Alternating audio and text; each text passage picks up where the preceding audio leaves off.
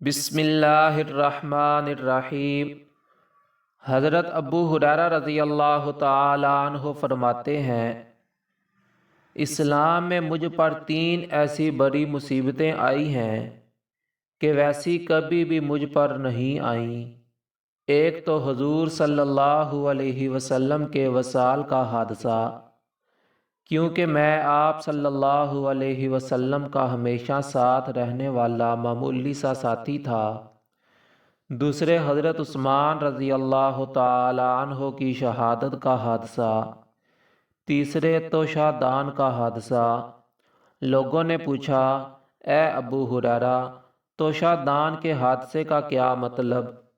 فرمایا، ہم ایک سفر میں حضور صلی اللہ علیہ وسلم کے ساتھ تھے۔ آپ صلی اللہ علیہ وسلم نے فرمایا، اے ابو ہریرہ، تمہارے پاس کچھ ہے؟ میں نے عرض کیا، توشہ دان میں کچھ کھجوریں ہیں۔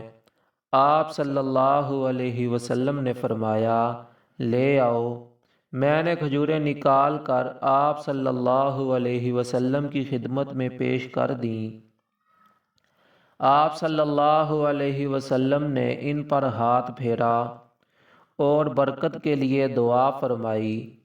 پھر فرمایا، 10 آدمیوں کو بلاؤ۔ میں 10 آدمیوں کو بلا لایا۔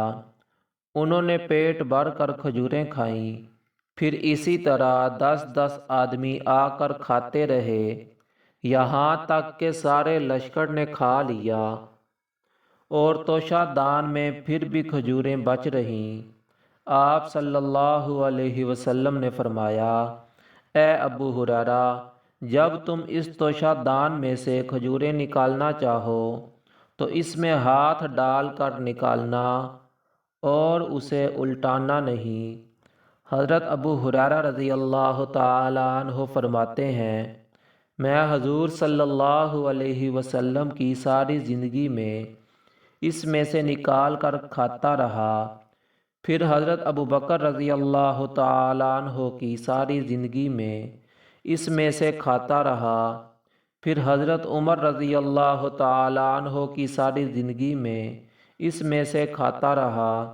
پھر حضرت عثمان رضی اللہ تعالی عنہ کی ساری زندگی میں اس میں سے کھاتا رہا۔